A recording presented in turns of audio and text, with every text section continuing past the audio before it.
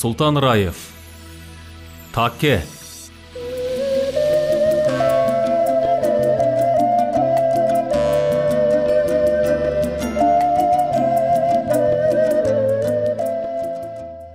Мезгил өтөт, эс тутум калат.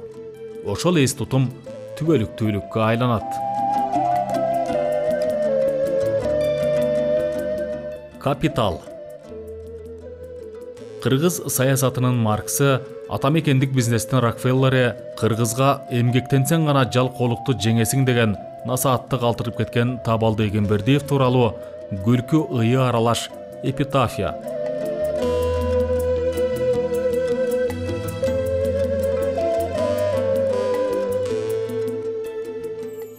Шоро, фляг, митинг.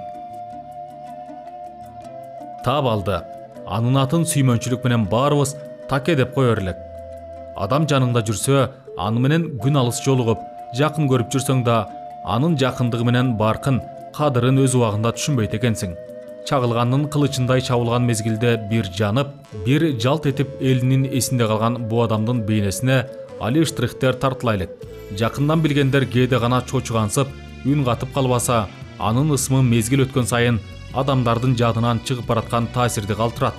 Канчалык мезгил узарса да, ага деген сүйүү, урматтоо, адамдык таазим эч качан эскирбейт. Ал эми Такени жүрөгүндө аздек туткан адамдардын дайыма эсинде, көңүл чордонунда. Такени эстеген сайын аны жакшы билгендер ууртунан жылмайып алары талашсыз. Ал өзү ушундай куунак, жашоону сүйгөн, жүргөн жери күлкү менен каткырык, шаң толуп турган адам эле. Такени 90-жылдардан бери билем. Алгач саясатка баш уруп, андан эртеле жалт бурулуп, бизнеске кетти. Бир караган адамга Такем бизнес жаатында бизге экинчи күнү эле банкрот боло турган адамдай көрүнчү. Колу ачык, жүрөгү таза, мүнөзү ак көрпө жайыл, кең эле. Таке эсимде. Азыркы атактуу Шоро компаниясынын уставын ошо кездеги Кыргыз руху гезитинин редакциясында отуруп алып жазган. Анча-мынча 2-3 фляга жарма жасап, азыркы Ак үйдүн чыгыш жагында саттырып калар эле. Жарма саткан фляганын башына өзү туруп алып, өткөн кеткенге шашпай, жарманын касиети тууралуу сөз кылып, рекламалап, азыркынын тили менен айтканда пиар менеджер болуп турчу. Бир фляганын жарымын эле бекер ичкен өң тааныштары Такемин жармасын мактап сактап, текинден ичип кетип жүргөнүн көрүп калган жайыбыз да бар. Анын катарында биз да бар элек. Таке ушинтип өткөн кеткенге бекер бере берсе, кайдан бизнес алгаласын? Ак үйдөн ал кездеги парламенттин цицерончиктери эртелигеч кызыл тилди чаңдатып, атамекендик саясий ораторлордун инкубациясы көз жарып жаткан. Кечке оозу кургак сөз сүйлөгөн саясатчылар барган сайын ортодогу перемендерде Такемин жармасына качырып, 2-3 кружкени толугу менен басып, кайра эле ЖКнын бийлик трибунасынан демократия, ахлакратия деп бажаңдашып, эски партократ Масалиев менен чабандан спикерлик креслого отуруп калган Таштанбек Ахматов менен тилинин чаңын чыгарып күрөшүп калчу. Такемин жарма боюнча биринчи клиенти Топчубек Тургуналиев да Ак үйдүн жанында түнөп, КДК демократтарынын артынан ээрчитип, оозуна эки нерсени гана алар эле. Биринчиси репродуктор, экинчиси жарманын кружкеси. Экөө бат-бат алмашып турчу. Кыскасы Ак үйдүн жанында саясаттын базары да, жарманын базары да кызый баштады. Мурда 2-3 фляга жарма саткан Такем 5-6 фляга сата баштады. Саясат канчалык кызыса, жарма базарда ошондой кызып жатты. Улак тартышты көргөн эски улакчыдай Такем кээде кызуулукка алдырып, митинг, пикет дегендин жагын айырып, шуу кирип да кетчү. Ошол учурда Такем айтып калар эле, канчалык митинг көп болсо ошончолук жармам өтүп жатат деп. Мурда КДКнын марксы деген атка конгон Такебиз бара-бара жармачы Такеге айланып баратты.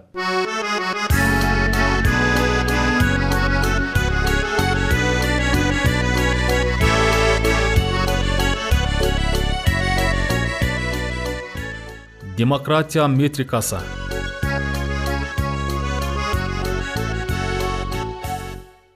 Ак үй саясаттын чордонуна айланды. Күндө кара таандай котологон саясатчылар хан сарайда айланып, ал кезде азыркы темир тосмо жок эле. Өлкөнүн 4 тарабынан келген демократтар хан сарайдын 4 тарабынан келип, күн чыгыш тарабында айгайлап, митинг өткөрүп турду. 3-4 гана белгилүү саясий трибун болбосо, агалгандар каяктан келген, не деген адамдар алардын кимдигин билип болбогон учур. Иш жок. Айрымдар хан сарайдын айланасын кадимкиле аянтчага айлантып алып, темеле жумушка келгендей келип жүрүштү. Ушул тапта саясаттын катыгын берип топчукемдин артынан уда келген Өмүрбек Абдрахмановдун, Турсунбек Акундун жылдыздары жана баштады. Көчөдө булар. Ал эми Ак үйдүн ичкерисинде жаш депутат Өмүрбек Текебаев, а дегенде эле сөзүн ААдан баштаган Беги Шааматов, Казат Акматов, 5 жыл бою Тогуз-Торонун райондук патриоту, аты да эстен чыгып калыптыр. Мойдунов беле, ким эле кайран киши Тогуз-Торонун жолу деп эле сайрап жүрчү. Башкалар демократия, саясий ренессанс, популизм, плюрализм, бонапартизм, узурпация, эгемендүүлүк деп жагын жанса, а бу депутат Тогуз-Торонун жолу деп кан какшап калар эле. Ал ошонус менен эсте калыптыр. Айрыкча Өмүрбек Абдрахмановдун куйкум тил, күйдүргү сөз менен жазган саясий памфлет сындуу ырларын бу жердеги талпа жата калып уккан маал. Ал маңдайга баскан печаттай дүрт этип эле баягы 60-жылдардагы бунтар акындар Евгений Евтушенко, Роберт Рождественский, Владимир Соколов сыяктуу көчө акыны болуп чыга келди. Жергиликтүү Высоцкий лакабына конгон Сагынбек Момбеков да хан сарайдын бир бурчунда кайдыгерликти созуп, элдин купулуна толуп турду. Айтор, бу митингдин башкы лейтмотиви бирөөнү кетсин дейт, экинчиси келсин дейт. Демократия, ахлакратия деген сөздөрдүн соодасы кайнап турду. Ал эми масса, саясий антураж катары ким кызуу сүйлөсө, ошо жакка болуп, ким эмоциясы жок салкын сүйлөсө, аны ышкырып трибунадан түшүрүп жатты. Айтор атамекендик люмпендердин сааты келди.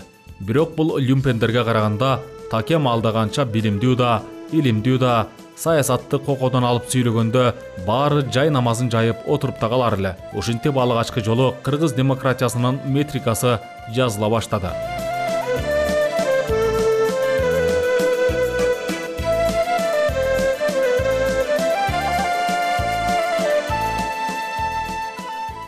Күжүлдөгөн эр кыргыз рынокко аттанды. Эр кыргыз күжүлдөп турган учур. Ошол болду. Ошентип саясаттан бир аз көңүлү сууй түшкөн Такебиз Кыргыз руху гезитинин редакциясына келип, Шоро фирмасынын уставын жаза баштады. Катчы кызыбыз Такемдин оозунан чыккандын баарын тарсылдата басып, 1-2 күндө устав даяр болду.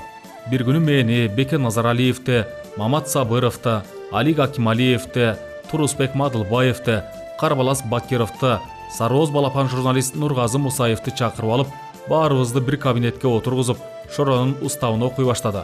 Редакциянын бардык жамааты Такем тим эле согуш жана тынчтыкты жазып койгондой, анын оозун карап, уставы тууралуу уктуп. А кезде жаңыдан кичи ишканалар уюшулуп, элдин баары бизнеске башын чаап жаткан мезгил. Такемин бул уставында ачылса козу карындай жайнаган, жабылса козу карындай банкрот болгон дагы бир кичи ишкананын тушоосун кесмек болдук. Адаттагыдай Такем сакалын сылап, "Кана, кандай жазылыптыр?" деди. Кандай жазылганын билбейбиз. Бирок эртең эле банкрот болорун бөркүбүздөй көрүп турабыз дедик баарыбыз. Алтын сатып, көмүр сатып, жер сатып, жез сатып, темир сатып байыган кыргыз качан жарма сатып байыйт эле деп баарыбыз жалап кеттик. Такебин ошондо айткан бир сөзү азыркыга чейин эсимде. "Мына көрөсүңөр, жарма менен Кока-Коланы банкрот кылам" деген. Ал сөзүн укканда башкасын кой, бутубуздун батегине чейин күлгөнбүз. Таке ошол жылдары публицист катары тааныла баштады. Оң колу менен жазганды, башкача айтканда кыргызча жазганды, кыргыз рухуна, сол колу менен жазганды, орусчасын Республика гезитине берет эле. Чындыгында 90-жылдардын башында гезиттин ажиотажы гүлдөп турган кез. Бир ыптасын асаба, бир ыптасын кыргыз руху кайнатып турган учуру. Калемпир мурчу, Айтор ачуусу бетке чыгып турган макалаларды Салижан аке Жигитов, жалаяктай макалаларды Молдо Кара, Сатыбалды Жээнбеков, билингвист, публицист, жазган сөзүнүн азуусу бар Кубан Мамбеталиев, кайран элдин кайран лидери Докем, Доромбек Садырбаев, редакциянын ошол кездеги кут эле. Сындаганыбыз Акаев, сынтакканыбыз Беги Шааматов. Ошентип гезиттин иши Рэй Брэдберинин романындагыдай Фаренгейт боюнча 451 градуста кайнап турду. Кээде атайын гезит айтыштарын уюштуруп, Молдо Кара Такеми сакалдан алып калчу. Сократтык сарказм менен Кубан Мамбеталиев жеңил артиллерия менен Ак үйдү карай, анын башкы обитатели Акаевди кызыл ала койдой сындап жатып калар эле. Такемдин сөздөрү өзгөчө күйдүргүлөрү тим эле куурулган жар көптөй Ак үйдү карап тийчү.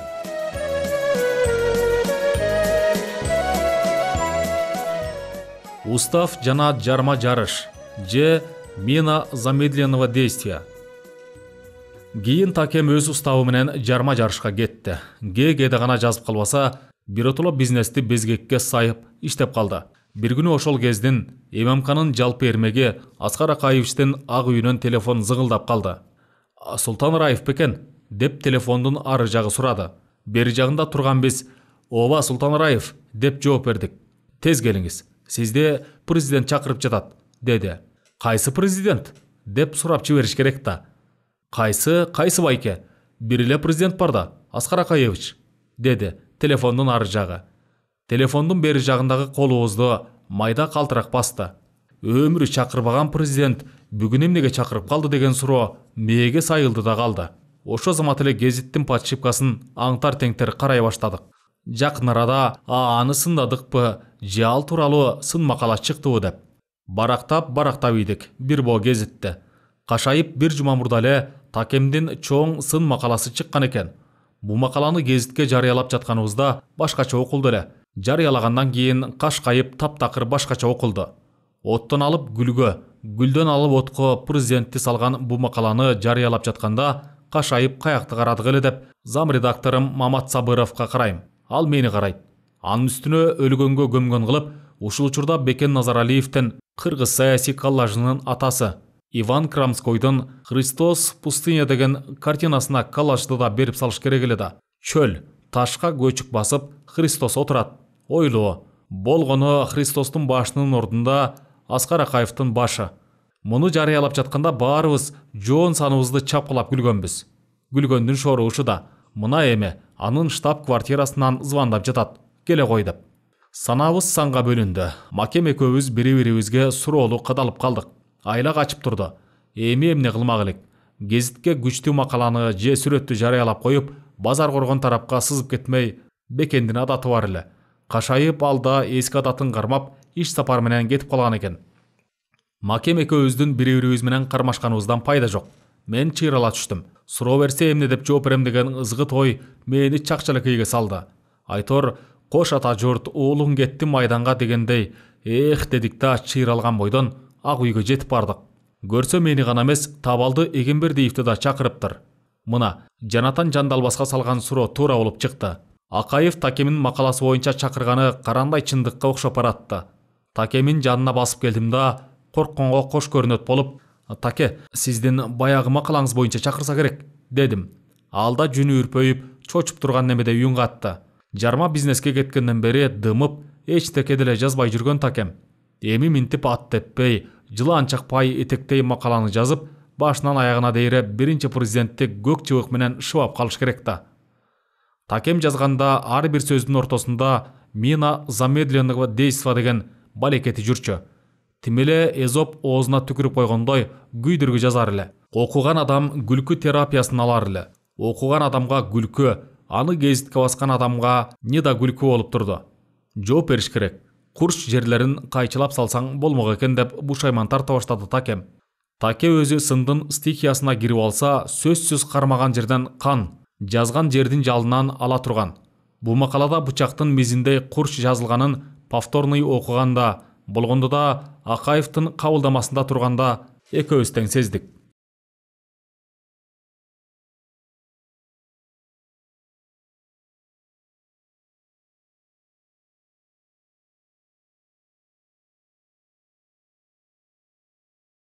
Коркконго кош көрүнөт. Аскар Акаевдин кабылдамасы. Айла жок.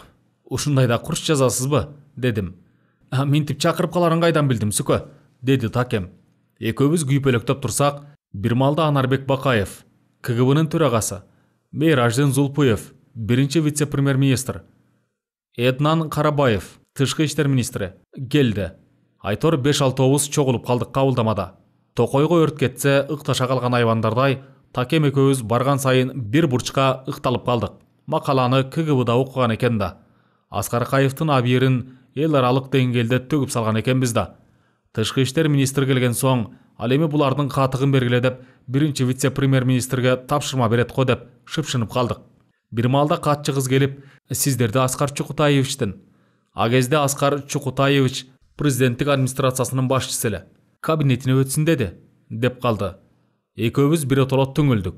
Бу экөөнү көргөнгө көзүм жок, деди окшойт деп. Такем аркаман шыбырайт. Демейде жазганды кайчылап калчылың. Менин да кызуулук менен жазгандарымы кайчылап салсаң болмок экен да, деп калды. Кырксам меникин эле кырка бересиң дейсиз го? Меникин эле кырка бересиңер деп Докем менен Такем көпүнө алып калар эле.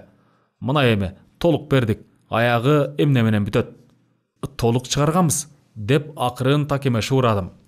Шонтип турганда баарыбыз Аскар Чукутаевичтин кабинетине кирдик. Аскар Чукутаевич баары менен жылуу учурашып, Такем экөөбүз менен да алар менен кандай учурашса, ошондой эле жылуу учурашты. Аскар Чукутаевичтин кабинети, столдун эң четинен Такем экөөбүз орун алдык. Баарыбыз демибизди ичибизге жутуп олтурабыз. Айрыкча экөөбүз. Ортодогу тынчтыкты Аскар Чукутаевич бузду. Урматтуу коллегалар, январдын 20-ларында Аскар Акаевичтин Израилге расмий иш сапары болот. Баарыңыздар бу сапардын мүчөсүсүңөр. Ушул маселени айтып коеюн деп сиздерди атайын чакырдым, деди Аскар Чукутаевич. Бул сөздү угарыбыз менен столдун алдында турган буттарыбызды Такем экөөбүз бир тийиштирип алдык. Маселе башкада окшойт дегендей. Көзүбүздөн чаар-чымындай учуп жүргөн баягы жүрөксүнүү ич күптүлүк тарс эле жарылгандай болду.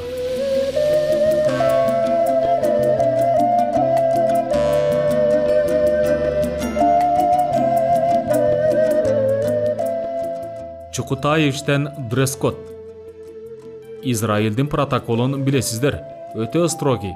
Баарыңар кара костюм, кара шым, ак көйнөк кийишиңиздер керек. Талап ушундай, деди Аскар Чукутаевич. Кимде андай костюм жок болсо, ачык айткыла баатырлар, деп биз тарапты тешеттиктеп карап койду. Такем адаттагыдай эле мага шыбырады. Сенин кара костюмуң барбы? Меники жок, деди. Мен да андай костюм жок экенин Такеме билдирдим. Бир малда Такем: Аскар Чукутаевич, Султан Раевдин кара костюму жок экен, деди да бир аз пауза кармап: меники да жок, деди. Эчтеке эмес, биз ЦУМдун директоруна телефон чалып койдук. Ош жерден алсаңыздар болот, деди Аскар Чукутаевич. Береги чоңдор эч кимиси лам дебеди. Оозуна талкан салгандай үн чыкпады. Бар да жок да дебеди. Айтор Аскар Чукутаевичтин кабинетинен өтө жайдары чыктык. Ак үйдөн да. Эртеси эртелеп ЦУМдун директоруна Такем экөөбүз жетип бардык. Директор биздерге күтүп тургандай жылуу тосуп алды да жогорку кабаттагы складка алып жөнөдү. Чындыгын айтканда 1993 жылдары дүкөндө туздалган бадыраң менен калай кашыктан башка эчтеке жок эле. Америкадагыдай улуу депрессиянын мезгили дүкөндөрдү жылаан сыйпап кеткендей акыбалы турган. Кыйын учур эле. ЦУМдун складындагы бир кынамда, бир боорумда илинип турган костюмдарды көргөндө көзүбүз чачырап кетти. Экөөбүз тең өлчөй баштадык. Такеме да мага да чак костюмдар бар экен. А кезде костюмдарды сирийский костюм деп койчу. Кара, бирок күнгө чыксаң суурдун терисиндей жалтырап турчу. Экөөбүз экөөнү тандадык.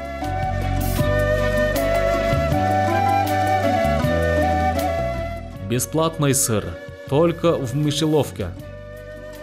Складчы костюмдарды чехолуна салып, колубузга карматты да, ар бир костюмдун баасы 21 000 сом деди. Чочуганыман колуман костюмум түшүп кетти. 21 000 сомбу? Деди Таке. 21, деди дүкөнчү. Экөөбүздүн расмий сапардын мүчөсү болгондон кийин бекер берет экен деп ойлоп алыппыз. Аттең коммунизмдин мезгили өтүп кеткенин ошол жерде түшүндүк. Бекер тезек да жок деген рынок экономикасы келип калганын да таң азар албай жүргөн экенбиз. Аны да ошол жерде түшүндүк. Ушусам, ай ата, акчаны унутуп келе бериппиз, анда алып келейли, деди Такем айрасы кетип. Тимеле акчаны огородко көм салгандай Такем баг этти. Колубузга кандай кармасак, ошондой костюмду дүкөнчүгө карматтык. Экөөбүздө тең андай акча жок эле. Такем жармачы демократ, мен жазмачы редактор. Мындай акча кайдан болсун? Бир чети бу сапардан отказ кылып койсокпу да дедик. Экинчи чети кимге эле буйруп туруптур, президент менен Израилге барыш деп, айтор акча издей баштадык. Спонсор издедик. Ошентип атагы алыска кеткен еврейлердин өлкөсүнө бара турган расмий сапарга Такем демократиялык партиянын боссу катары, а мен Эркин гезиттин редактору катары аттанмак болдук. Бир чети алдын ала бу өлкө тууралуу үстүртөн билсек да, бир аз тереңирээк казып окудук. Акылдуу, амалдуу, билгич, тапкыч, изденгич, өжөр, чыдамкай, Моисейден бери түзүгүрөөк жакшылык көрбөгөн, бир жерден айдаса экинчи жерге баш катып, куу жалаңдап дүйнө түрө чачылган гении менен ашмелтеи аралаш бу элге барыштын өзү да бир чети кызык болсо, бир чети табышмак. Советтик пропаганданын духу менен өскөн бизге бу өлкө жек көрүндүү өлкөдөй сезиле берчү. Араптарга күнү түнү чиркейдей учуп келип, бомбасын бомбадай таштап, огун октой атып, замбирегин дүңкүлдөтүп турган элге кайдагы түзүк сезим болсун. Израиль дегенде эле илгертен муштумум түйүлө калчу, тим эле аларды ыргыта чапчудай.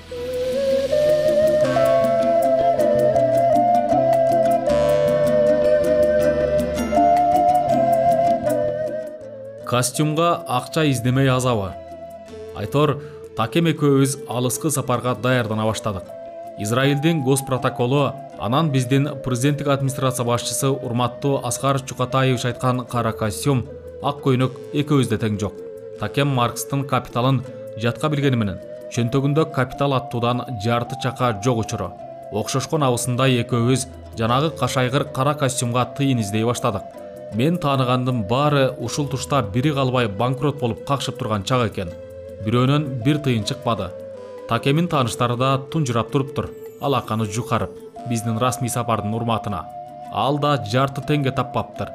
Экөөбүз күндүзү акча издейбиз, түнү Израиль тууралуу адабияттарды окуйбуз. Тим эле экөөбүздөн еврейлер экзамен ала тургансып. Ошо тушта Такем, "Эйскө, тиги еврейлер тууралуу бирдеме окуп жатасыңбы?" деп калды. Еврей десе эле менде физиологиялык нааразычылык бар беле, же баягы совет пропагандасыбы, негизи колум бир муштумга бирикти. Кордук көргөн араптарга болгон тилектештигим жүзүмдөн эле билине турган. Бир-эки макала окудум, дедим. Ичимде советтик пропаганданын ити өлүп жатат. Такем баягы Маркстын сакалына түспөл жагын сылап, бакылдап калды. Буларың ит турбайбы? Такем таң калганда ушинтип калат. Нобель сыйлыгынын тең жарымынан көбү ушулар экен. Атом, водород, квантовый, деги койчу, мышыкка берчү вискаска чейин ойлоп тапкан, мээсин жеген эл болот экен. Мен кыйын дегендин баары экеңдер экен. Акылдуу. Такем бул сөздү өзгөчө канааттануу менен айтканы эсимде. Бизге окшош, деди. Эми мен жөн турбай сурап калышым керек да. Кыргызгабы, деп. Кыргызыңдын баары бу жөөттөргө окшоп акылдуу болсо, эбак эле кризистен чыгып кетпейт беле. Салыштырасың да, деп тикчийди. Анда кимге окшош? Такемин оозундагы шекерине карабай сурап ийдик. Кимге эле кимге? Саяктарга, деп Такем айтып ийбеспи? Көрсө Такем саяктын тукуму тура. Ошондо билдим. Эмнегедир эле туугандарыма бараткандай сүйүнүп турам, деди Такем. Бир аз жылмайымыш этти да, бат эле кабагы тырыша түштү. Кабагынын бир карыш түнөрө түшкөнү да бекерден эмес. Экөөбүз бир жумадан бери баягы эле протокол айткан костюмга тыйын таба албай убарабыз.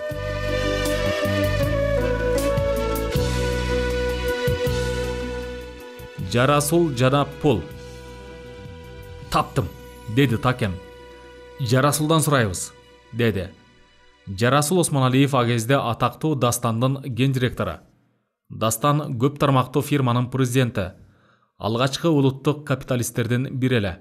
Болду бир болсо жакемен чыгат деп энебиз эркек төрөгөндөй сүйүндүк. Жарасул Осмоналиевдин ити чөпчеп, оңду солду спонсор болуп гезиттен сүрөтү түшпөй турган учур. Анан калса экөөбүз тең жакшы тааныйбыз аны. Эртеси карга бок чокуй электе Жарасул Осмоналиевдин кабылдамасында тим эле атайылап чакырткандай жетип бардык. Кабылдамадагы кыз экөөбүздү төбөдөн карап, "Шеф мынча эрте келбейт", деди. "Онго жакын келет", деп тырмагын тегиздей баштады. Айтор шыпты бир карап, кыска юбкалуу кыздын буттарын бир карап отурдук. Жарасул качан келсе, ошондо келсин деп. Оны эмес канча саат болсо да күтөбүз дегендей диванга бекем отурдук. Мындан башка арга жок эле бизде. Бир маалда онго жетип жетпей Жарасул Осмоналиев келди. Жылуу учурашып түркү бөлмөгө киргизди. Баягы текебер катчы кыз эми шыпылдап калды. Чай, кофе деп. Жарасул Осмоналиевке таң заарда эмнеге келгенибиздин жөнүн Такем текчиге койгондой тизмелеп айтып берди. Акыры айтар ке ушундай деди да, экөөбүзгө финансылык жардам көрсөтпөсөң, расмий сапарга бир шым, бир көйнөк менен барышудайбыз дегендей ишарат кылды. Агездин капиталисти Жарасул Осмоналиев көпкө ойлонуп турбастан чөнтөгүнөн бир коро ачкычтарды алып чыкты да, оң жагында турган сейфтен 20 000 сомду сууруп чыкты. Эбак эле санап койгонбу, санабай туруп эле Мына 20.000 сом, деп алдыбызга таштап койду. Столдун үстүндөгү жалаң 20 сомдуктан турган пачкедеги 20.000ди алдык да жабалактап эки тараптан рахматтын жамгырын жаадырып жибердик. Акчаны аларыбыз менен ЦУМга карай сызып жөнөдүк. Баягы бизге тааныш ЦУМдун директорунун кабинетине кирип бардык. Директор аял бизди тааный калды да: "Акча таптыңарбы?" деди. Биз таптык дедик. Албетте.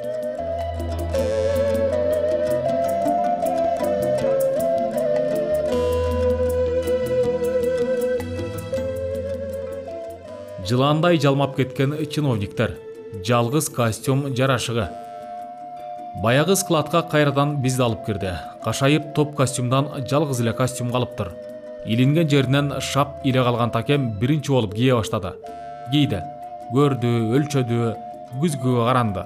Костюм Такеме алда канча чоң эле. Жеңинен колу көрүнбөй, Такем шалдайып туруп берди. Наразылана костюмду чечти да: "Кана сүкөсеңги", деди. Ошо кездин модасына айланган бул сериялык костюмду тим эле мага ченеп тиккендей. Ушунчалык тыкан, ушунчалык жарашыктуу отурса болобу? Кудай деген баласыңда, сен ал, деди. Чындыгында эле костюм менен кошо төрөлгөндөй мага жарашып, тулку боюма чаптап салгандай куу эле келип калды. Складчы костюмду вешалкасы, чехол менен мага карматты. Ал эле эмес, көптөн бери сармайдай сактап жүргөн бир аз акчага кара туфли, байпакта кошо алдым. Бул жылдары дүкөндөрдө жылаан сыйпагандай эч бир көзгө толумдуу товарда жок эле. Туздалган бадыраң менен калай кашыктын заманы эле айтор. Тфу, деп баш бармагына түкүргөн Такем баягы пачкедеги 20 сомдуктарды тим эле өз жанынан берип аткандай 2-3 сыйра кылдат эсептей баштады. Директор мурдун чүйрүмүшетип, крупный жок беле деп териси жактырбады. Такем пачке акчаны санап жатат. Колдору да акча санаганга эп келбей, улам эсептеп, улам жаңылат. Акыры директор эжеге бердик. Акча директордун колуна клейлеп койгондой жабышты да бат эле эсептеп салды. "Дагы бир 20 сомдук жетишпейт", деди директор. Такем чөнтөгүн чукулап издей баштады. Чөнтөгүнүн бир кычыгынан 20 сомдукту таап чыкты.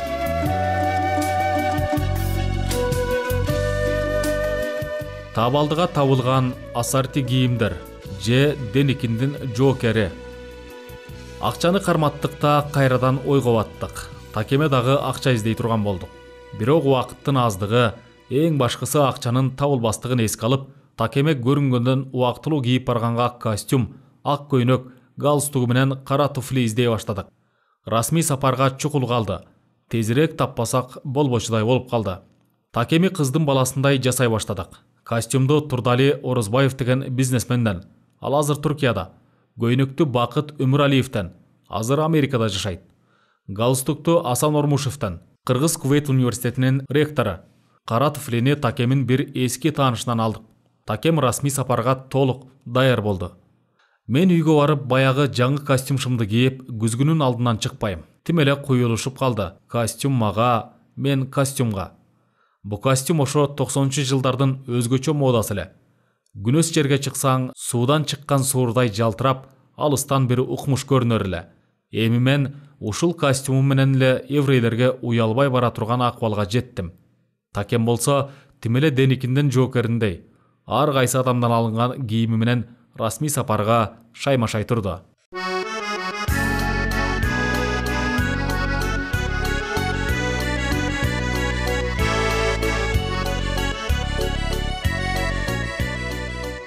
Туу 154. Көптөн күткөн убар алуу күн келип, Кыргыз авиапаркында жалгыз чоураттай көрүнгөн бир Туу 154 самолету бар эле. Бооруна Кыргызстан деген герби тартылган. Ошол самолетко элден мурда Такем экөөбүз отурдук. Бу самолетту президенттик борт деп коюшар эле. Расмий сапардын мүчөлөрү келип салондон орун алды.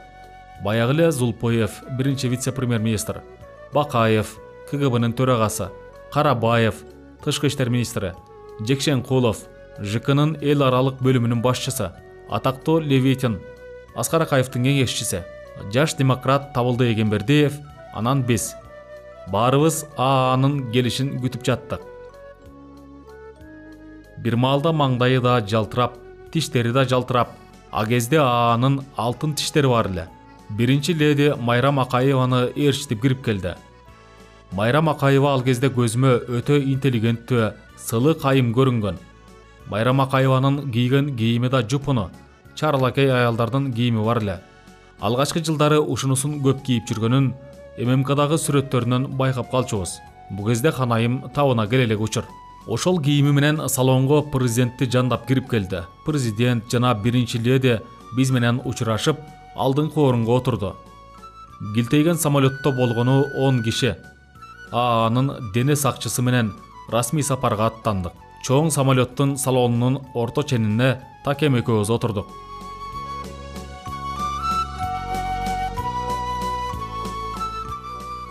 Жумгал, Израиль жана акылдуу адамдар. Такем өзүнчө эле толкунданып, жүзүндөгү кубанычтуу мүнөттөрдү жашыра албады. Сүкө, Жумгалга учуп бараткандай эле толкунданып атам, деди. Жумгал каякта, Израиль каякта, дедим мен. Каякта экенин эмне кыласың? Экөөндө тең эң акылдуу элдер жашайт, деп карс күлүп калды. Такемин күлкүсүнө уда аба кемесинин мотору гүрүлдөп, отула баштады. Расмий сапарга карата аба кемеси тумшугун бурду.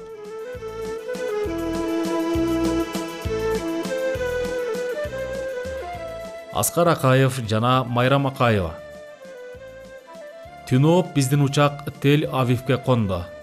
Биринчи болуп Аскар Акаев жана Майрам Акаева, андан соң калган расмий сапар мүчөлөрү түшүштү. Такем экөөбүздү обочу самолеттун арт жагындагы траптан түшүрдү. Алдыңкы траптагыларды чыркылдатып журналисттер сүрөткө тартып жатты. Көп өтпөй эле капкара өңчөй Мерседес машиналардан турган кортеж тизиле калды. Алдыңкы машинеге Аскар Акаев аялы менен, калган машиналарга ээлеген кызматыбыз кучактаган папкебиздин чоңдугуна карата отура баштадык.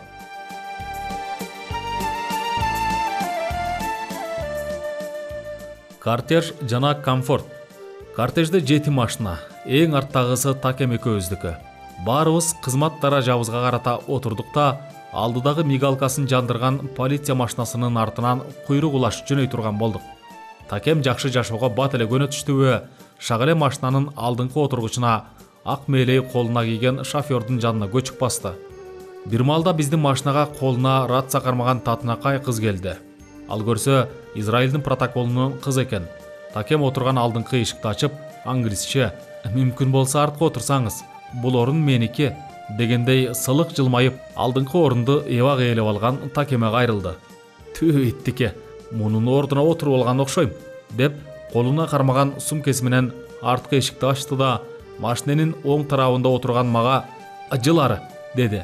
Экөөбүз артта, алдыда татынакай протоколдун кызы. Протоколдун кызы менен кошо машиненин салонуна жеңил, жыттуу француз атыры кошо кирди. Бир маалда кортеж ордунан козголду.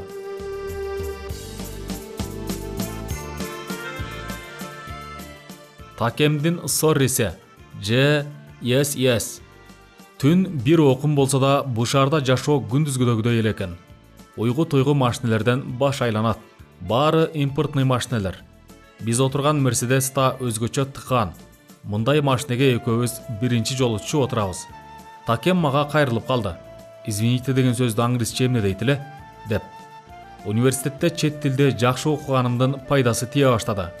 Бир болсо Такеме тилмеч мен болот окшойм сыягы. «Sorry», дедим. «Sorry» дейсиңби? Ударенияны кайерге коем? Соогобу же ригеби? Деп Такем тактап калды. «Sorry» деп эле айтасыз, дедим Такеме. Бир сөздү менден билип алган Такем алдыдагы протоколдун кызына англисче сөз узатып калса болобу? «Sorry, what's name?» деп. Кыз күлүмсүрөп жооп берди. «My name Diana», деп. «Diana?» Такем таң калды. Кыргыздын атына эле окшош экен. Дана кан дегендей эле экен да. Diana дегени, Диана дегени деп Такемди оңдоп койдум. «Yo, Diana. English princess. Yes, Charles», деп Такем сөзгө тартып калды. «Ал сыягы сиздин атыңыз англис принцессасы Диананын атына окшош экен», дегиси келди окшойт. Тиги да түшүнгөндөй «Yes» деп калды. «Сүйлөшсө болот экен го», деп мунусуна компою тартып, Такем чалкалап отура кетти. Шеретон жана чемодан. Кортеж түнкү шаардын көчөлөрү менен чоң килтейген мейманканага келип токтоду. Бу Шеретон мейманканасы экен. Биздин машиналардын эшиктери ачылып, расмий делегация мүчөлөрү түшө баштады. Алдыда отурган кыз Такем отурган арткы эшикти ачты. Такем камырабай, кадалуу түштү да теги кызга карап, "Сенкө" деп койду. Экөөбүз түштүк. Багажникте экөөбүздүн кыйратып койгонсуп 2 чемоданыбыз бар. Алдыдагы расмий сапар мүчөлөрүнүн чемодандарын шыпылдап, отелдин кызматкерлери ташып калды. Экөөбүз чемодандарыбызды өз колубузга алдык. Чемодан деген эле аты болбосо, ичинде тиш жугуч менен тиш паста эле бар. Анан анча-мынча көйнөк, ич кийим дегендей. Бу жерде январь айы болгону менен Бишкектин күзүндөй таасир калтырды. Көз ачып жумгуча отелдеги номерге жетип келдик. Экөөбүзгө 2 башка берди. Отелдин номери 7 атабыз жатып көрбөгөн бир укмуш экен. Бошумдугун кургур отели да 7 жылдыздуу экен. Көргөндө тим эле оңой менен жаткың келбейт. Дубалда гүлтейген телевизор. Уктоочу керебет тим эле хандын тактысындай бийик, төшөнчүсү да бир укмуш. Буюмдарымды жай-жайына коюп, өз номерим менен тааныша баштадым. Кол жугучтун буроосу жок экен. Аны каяктан агызат деп бир сыйра карап та чыктым. Чоргого капысынан колум тие түштү эле, шыр эле жылымтык суу агып түштү. Мына сага капиталисттер. Шкафта 2 ак халат, бир адамга 5 сүлгө. Бутка кое турган өзүнчө. Ортоңку столдо жер жемиш, винонун 2 түрү. Айтор бейиштин бир үзүмүндө аралап жүрдүм. Бир маалда эшигим такылдап калды. Ачсам Такем экен. Менин краныман суу чыкпайт экен, деп калды. Кантип акпайт, агат, деп колуму чоргонун оозуна тоссом, суу шыр деп эле кетти. Мен буроосун таппай кыйналбадымбы, деди Такем. Укмуш экен, деди. Жуунчу жайга кирдик. Күзгүнүн алдында 10дон ашын шампунь, гел, самын, айтор укмуш нерселер турат. Буларды бир жуунганда эле үстүңө төгүп алба. Экономно пайдалан. Кетерде сумкеге салып кетебиз. Галстук, костюм бергендерге анан жарасулга подарить этебиз. Мындайларды алар каяктан көрүптүр, деди Такем. Бир чети узак жолдо чарчадыкпы, столдун үстүндөгү даамдан бир аз татып, уйкуга кирмек болдук. Такем, "Могу винолорду ичип жибербе, аны да подарок деп алып барабыз", деди. Баары бекер экен. Левитин айтты. "Балдар, чемоданга салгыла, подарок катары үйгө алып барасыңар" деп.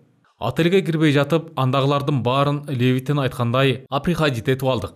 Акылдуу адамдар бекеринен акылдуу эмес да. Мани жана Мани.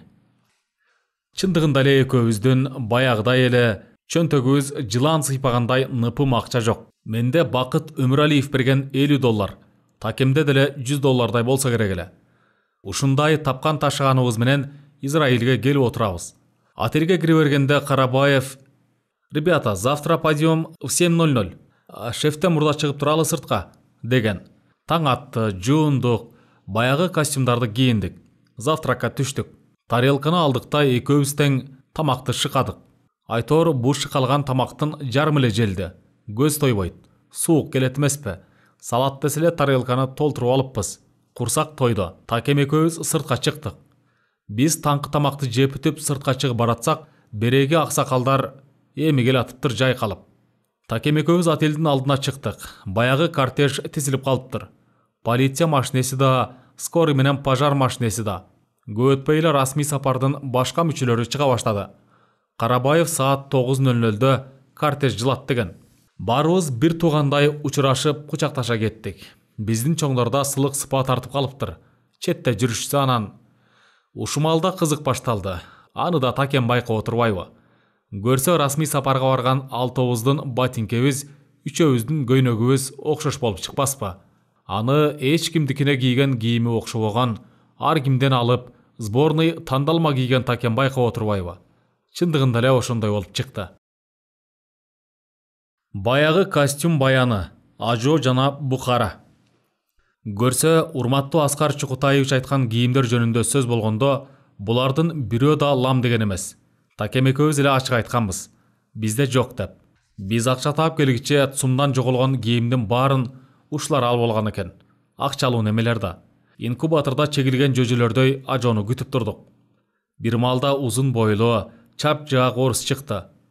Бу кишини жан сакчысы экен деп жүргөнбүз. Көрсө, Аскар Акаевдин жеке врач экен. Ооруса карап гана тим болбостон, Аскар Акаевичтин жей турган тамагында алгач ушу киши ооз тийип көрөт тура. Расмий сапар мүчөлөрү баары чогулдук. Аскар Акаевичти күтүп атабыз. Эң оболу отелдин айна кешигинен Карабаев чыкты. Андан соң Аскар Акаев Майра Макаева менен чогуу чыкты. Майра Макаева сылык, өтө интеллигенттүү көрүнгөн. Чындап эле баарыбыз менен кол алыша сылык учурашып чыкты. Аскар Акаевка баары учурашты. Такем экөөбүз ордубуздан карыш жылганыбыз жок. Аскар Акаев өзү эле биз жакты баш чаңсай карап, "Табалды султан, кандайсыңар?" деп колун өйдө көтөрүп койду.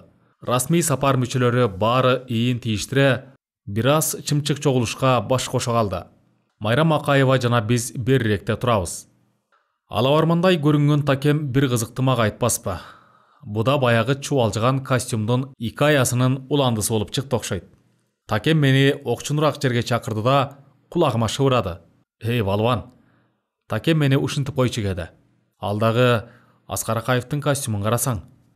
Кандай экен?" деп калды. "Сенин териңен сыйрып алгандай окшош экен", деди.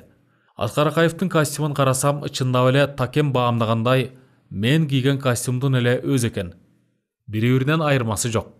Акаевдин костюму Раевдикине же Раевдики Акаевдикине жупкадай окшош болуп чыкпаспы? Фасону да, материалы да. Баягы сирийский. Күнгө чыксаң майлаган суурдун терисиндей чагылышып турат. Такеме "Эмне кылабыз?" дедим. А киши өлкөнүн президенти болсо, а мен 8 барак гезиттин редактору болсом, бул жагы кызыктай түрдөнүп калды. Кызыгы Такем айткандай, буларыңдын букарасы да, ханы да окшош костюм кийет экен дебейби? Буку еврейлер. Такеме "Эмне кылабыз?" деп жанатан бери жообу жок турган суроомду кайра кайталадым. "Эмне кылабыз? Чечип салмак белең сүкө", деди Такем. "Болгону сен ажоонун жанына таптакыр жолобо. Буларыңдын букарасы да бир, президенти да бир экен. Бирдей кийинет экен деп калбасын" дегендей тейди айтты. Аскар Акаевдин дресс-кодуна зыяным тийбесин деп 7 метр ары жүрөм. Президенттин жанына келген жокмун. Сүйлөгөндөн, кыбыр эткендин баарын баамдап турган Такем "Кеп сенин костюмуңда эмес, президенттин кадыр баркында турат", деди. Менин костюмум эми Аскар Акаевдин кадыр баркына доо кетирмей болуп калды. Чечип салайын дейм, көздүн карегиндей жалгыз костюм. А болду, бу болду, расмий сапар башталды. Кортеж жол алды. Такемдин нотациясы. Гимнден чочкан чымчыктар. Аскар Акаевди салтанаттуу түрдө Израилдин президенти Хаим Герцог кабыл алмак. Биз баарыбыз бардык. Баягы советский кулк мүнөз менен сугарылып калган жаныбыз Аскар Акаевди тим эле заңкайган сонун аянтта кабыл алса керек деп ой болгоп турганбыз. Булардын өлкөсүндө ислам динин тутунган мамлекет башчылары да оңой менен келе бербейт. Аскар Акаев бул өлкөгө сейрек келчү өлкөлөрдүн ажосу. Буга дейре өзбек президенти Каримов келип кеткен деген сөз бар эле. Андан таптакыр кабарыбыз жок экен. Бу сапарда Аскар Акаевдин кеңешчиси Левитиндин жылдызы жаркырап күйө баштады. Күндүзү Аскар Акаевди жандайт, түндөсү өз айтмакчы Аскар Акаевдин сөзүн окуйт. Көрсө анын укум тукуму да экеңдер экен. Бул жерде көлдөгү балыктай жүрдү. Европа өлкөлөрү өлкө башчыларын чоң аянтта же плацтарда, хан сарайларда кабыл аларын билет элек. Биз шаардын четиндеги эле кадимки бакка келдик. Чөбү кызыл ашыктан жап-жашыл жайкалып турат. Багында түркүн түмөн канаттуу сайрап атыры. Бейиштин бир тамчы шилекейиндей жер экен. Кыргыз расмий делегациясы бакка келип, каз катар тизилдик. Ортодо аскер оркестри. Улуттук гвардиянын жокерлери. Кыргызстандын желеги желбирейт. Биздин желектин фонунда береги желек анчейин көрүнбөй да турду. Бир маалда музыка жаңырып, биздин Аскар Акаев менен Хаим Герцог тээ төрдө пайда болду. Аскер башчы түздөн дегендей буйрук берди. Айланада чиркей учса билинбеген тынчтык орноду. Бу буйрукка баш ийбеген канаттуулар туш-туштан сайрап жатты. Чындыгында бу жер өтө кооз эле. Бу элдин акылына айласыз дагы там бердик. Президентти кадимки эле чөптүн үстүндө эч кандай аша чапкан помпезный шаан шөкөтү жок эле кабыл алып жатты. Таке экөөбүз баягы жана башка катарында турабыз. Расмий сапар мүчөлөрүнө Аскар Акаев чоңдук кылса, Такем мага чоң болуп алды. Туура да туура места жерде нотация айтып. Түз туур, бүкүрөйбү, плечоңу түздө деген мелкий замечанияларды айтып турду. Бул тушта да бактын көрүнүшүнө элирип кеткенминби, кыялга батып кетипмин. Кантке менен чыгармачыл адамбыз да. Түстур деп Такем мага башын бурбай, какайган бойдон шыбырап буйрук берди. Аңгыча бу церемониянын аскер башы эки ажого баары даяр дегендей ишарат берди. Эки өлкөнүн гимни ойной баштады. Сыбызгып тээ түпкүрдөн ушунчалык жүрөк кылдарына жеткен музыка обого көтөрүлдү. Көрсө бу музыка еврейлердин гимни экен. Такем жөн турбай толкунданып алган. Сүкө, атайдын эле эсимдесине окшош экен, деп шыбырап. Чындыгында эле бу музыка ушунчалык кайрыгына еврей элинин бүткүл азап тозогун камтыган муңдуу да, мукамдуу да экен. Гимн сыбызгып жатты. Ушул атмосферага бу музыка төп келип турду. Бу жердегилердин баары бири калбай музыканы коштоп ырдап жатты. Ырдаганда да жөн ырдабай, жүрөктөрү көп, көзүнөн жаштары агылып ырдады. Биз таң калдык. Ушунчалык да болобу деп. Еврейлер гимнди көз жаш менен ырдайт экен. Музыка бүттү. Кайрадан айлананы тегерек тынчтык басты. Куштар гана сайрап турду. Ушул тушта биздин Кыргызстандын суверендүү өлкөнүн гимни башталды. Башталганда эле бийик пафос жаңырып, оркестрдын тарелкасы заң деди. Ошо заң деген үн менен кошо, баягы бейиш багында сайрап жаткан куштар, чымчыктар баары катуу чочуп, пыр эткен бойдон учуп кетти. Ушунчалык кичинекей элдин амбициялуу гимнине бу жердегилер да таң калды окшойт. Куштардын чочуп учуп кеткенине караганда. Биздин гимн жаңырып жатты. Музыкага кошулуп, Аскар Акаев жана башкалар катарындагы Такем экөөбүздөн башка эч ким гимндин текстин билбейт экен. Үчөөбүз гана ырдап жаттык. Оозубузду кыбыратып ырдап жаттык. Амбициялуу гимн биздин ырыбызды басып кетти. Ошентип биринчи күн, расмий сапардын биринчи күнү ушинтип башталды. Ойдун тили, Левитиндин салаты. Биринчи сый тамак. Бул зыяпат президенттик сарайда өттү. Такем экөөбүз эч бир саясий иш-чараларга катышканыбыз жок. Эки тараптуу сүйлөшүүлөрдөн тартып, расмий делегациялардын отурумуна да бир күн кечке сүйлөшүүлөр жүрдү. Ассалому алейкум деп салам жолдогон Левитинибиз деле биздин сөзүбүздү таң азар албай, «Мне некогда» деп шашкалактап жүрдү. Бир-эки расмий мүчөлөр да сүйлөшүүнүн убарасын тартып алган. Такем экөөбүз гана эки тараптуу сүйлөшүүлөрдүн жообун, жетишилген макулдашууларды күтүп жүрдүк. Биринчи күнү баягы эле дипломатиялык жылмаюулар менен пикир алуушулар кызуу жүрүп жатты окшойт. Эл дарбыса биз деле дарбып, биз тарапты карап каш каккан еврейлерге акырын ууртубуздан жылмайып, жогорку маданияттуулуктун жесттерин жасап жүрөбүз. Аны да Такем мага айткан. Бу экеңдер аябай маданияттуу калып келет. Карасаң, жылмайып эле турганын, деп. Жылма жылмайгандан түңүлдейт беле. Кандай мамиле күтсөк, ошондой жооп менен алым сабак мамиле жасап жаттык. Аскар Акаевич болсо, береги расмий сапар мүчөлөрүн тескейт. Мени Такең тескип алды. Мындай кыл, андай кыл, деги койчу, баскан турганыман бери контролдойт. Мен да тим койдум. Такемин тилинен чыкпай, айтканын айткандай, дегенин дегендей жасап жүрдүм. Эртең мененки тамакта Такем мага өзү айткандай кызматтык замечание койду.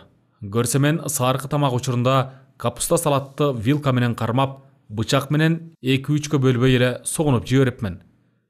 Палван, бу экеңдер карап жатат. Кыргыздар тамакты кантип жейт экен деп. Вилканы мындай карма, бычакты андай карма дегендейде өзү көрсөтүп берет. Ошо тушта тээ четте өзү үңкүйө калып, капуста салатты согунуп жаткан Левитинди ага көрсөттүм. Тигине, экеңиздин тамак жеп жатканын караңыз. Кыргыздан да өтүп кетиптир, дедим. Такем экөөбүз Левитинди карадык. Ал ушу саам уйдун тилиндей болгон капустаны вилка менен илип, оозуна батыра албай жатат. Алыстан караган адамга бир куник көрүнөт экен. Түү ата, кыргыздын еврейи да кыргызды тартат. Оунун салат жеп жатканын карасаң, деп кыт-кыт күлүп калды.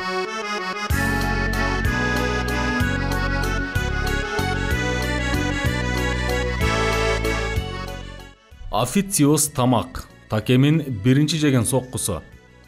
Эми могу кечки сый тамакта бир топ олуттуу адамдар чогулду.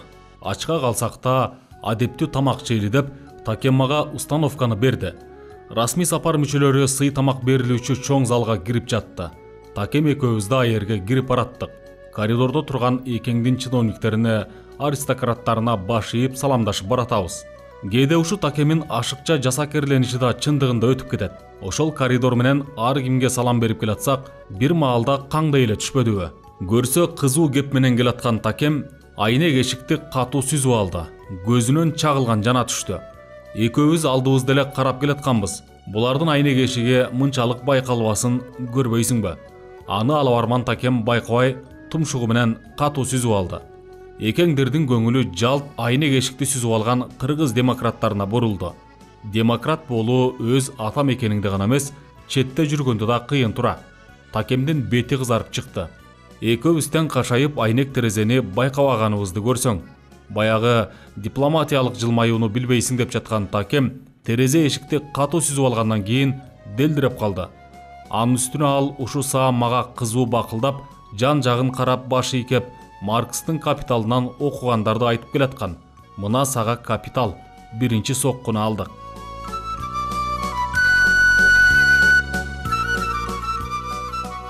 Зулпуевдин замечаниясы. Такем өзү шайыр адам, шайыр жан. Кээде кайерде жүргөнүндө эле салбай калат. Бакылдап сүйлөп уятта, кат кырып күлүп калат.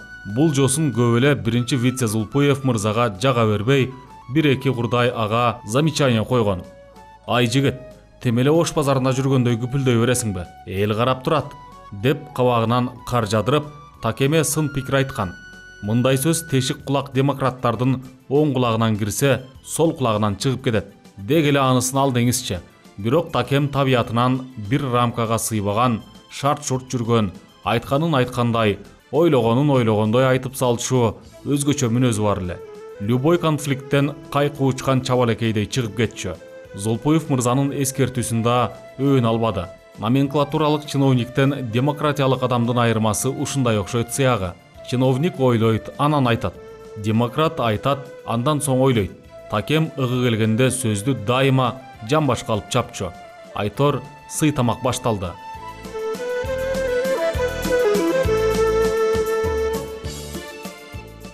Дорожка жана мелкий дрожь. Бу акылдуу эл сый тамакты да жөн бербейт экен.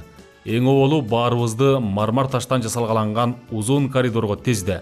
Сап башында Зулпуев мырза ээлеген кызматы жана статусуна карап, андан соң Бакаев, Левитин жана ушул сыяктуу, андан соң жана башка катарына кирген Таке экөөбүз турабыз. Төрдөгү ак залда Аскар Акаев менен Майра Макаева жана бул элдин ажоосу менен аялы турат. Расмий кабыл алуунун сый тамагы. Ошентип турганыбызда сонун классикалык музыка тирүүлөй аткарууда жаңырды. Көрсө биз ар бирибиз чоң залга өзгөчө шан шөкөт менен кирет экенбиз. Алгач ысмыбыз, фамилиябыз, атыбыздын аты айтылганда коридордогу килем менен кериле басып, чоң эшиктен киребиз. Музыка сыбызгып, Зулпуев мырза биринчи болуп жөнөдү. Андан соң андан кийинкилер төргө карай бет алып жатты. Кезек эң акыркы мага келди. Фамилиям, аты жөнүм менен чогуу жаңырды.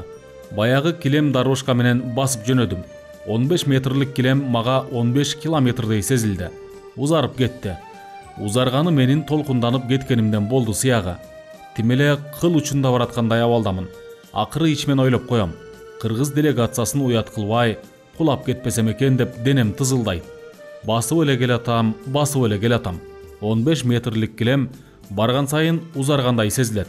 Эптеп килем учуна жеттим да, эң биринчи Майра Макаевага колумду сундум. Протокол боюнча ошондой экен. Анан Аскар Акаев, андан соң бул элдин президенти менен, биринчи ледиси менен кол алыша учураштым. Учурашып эле жатам. Өзүмдү толкундаганыман улам жоготуп койдум. Кийин ушул абалды Такемен сурасам, ал да мендей толкунданыптыр. 15 метр ага да 15 километр болуп көрүнүптүр. Музыка жаңырып, баарыбыз аты жөнүбүз жазылган ак столго отурдук. Столдун үстүндө күмүш кашык, вилка, бычактан, тарелкадан башка эчтеме жок. Бу экеңдер кыргыздарга койсо сразу мойсоп жиберет дегенби, жайылган дастаркондун үстүндө тамак аттуудан эчтеке жок. Жада калса нан да, анысы мейличи дедик да отурдук. Тамагын качан берет деп күтүп атабыз. Аңгыча Израилдин президенти сөз алып сүйлөдү. Кагазды карабай сүйлөдү. Андан соң Аскар Акаев сүйлөй баштады. Кагазды карап, окуп кирди. Биздин жаныбыздагы столдо отурган Левитин Аскар Акаевдин сөзүнө маашырланып, Текст шефа, я написал. Деп мақтанып та жіберді. Левитин Такемен «Как?» деп ақырын шывырап сұрады эле. Такем баш бармағын соройтып, «Ништяк?» деп жооп берди. Левитиндин жүзүнөн нур тамып турду.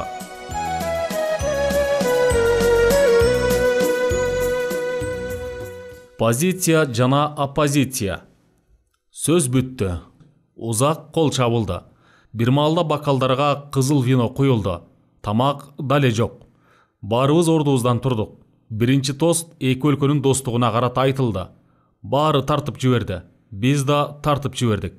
Бир аз градусу бар сууну да ичпеген жаныбыз адыбей будубей бөктүрүп салдык. Бекер винону ичпеген ашказан аңтарылып кетсин дедик. Андан соң кол чабуулар болду. Баарыбыз отурдук. Ушусам Аскар Акаев расмий делегация мүчөлөрүн тааныштыра баштады. Биринчи эле Зулпуев мырзадан баштады. А кишини ушунчалык мактады. Тим эле ар бир айылга эмес, ар бир үйгө суу кирип калгандай мактады. Көрсө Зулпуев мырза мелиоратор тура. Андан соң Бакаевти, Айтор баарын чекеден эле мактап жатты. Кезек бизге жакындай берди. Экөөбүз ичибизден кыларкан тартып, Аскар Акаев бизде кантип мактайт экен деп кулагыбыз кычышып турат. Сүкө, азыр Аскар Акаев экөөбүздү кантип мактайт экен, деди Такем. Анткени расмий сапар бүчүлөрүнүн баары мактоо үчүн жаралгандай көрүндү. Эми Раев дегенде ордуңдан калдаңдабай, оор басырык тутур, деп акыл айтып ийди Такем. Кезек акыры бизге да келди. А Такем экөөбүз да мактоо сөзгө даярданып турдук. Аскар Акаев: «Этот молодой человек Табалды Эгембердиев, лидер оппозиционной партии КДК», деп айтып оозун жаярды эле. Такемин баягы күрүч ыраңы бозоруп, кабак кашы бузулду. Ал ушу турушу менен эле оппозиционер болуп чыга келди. «Мы его называем молодым Марксом. Я хочу, чтоб наш молодой Маркс не повторял ошибки старого Маркса», деди. Ушу сөздү укканда Такем алдагы сакалына миң рет каргыш айтып иди окшойт. Сакалы да Карл Маркстыкына окшош эле ошол кезде. Такем ордуна шабайсыз отурду.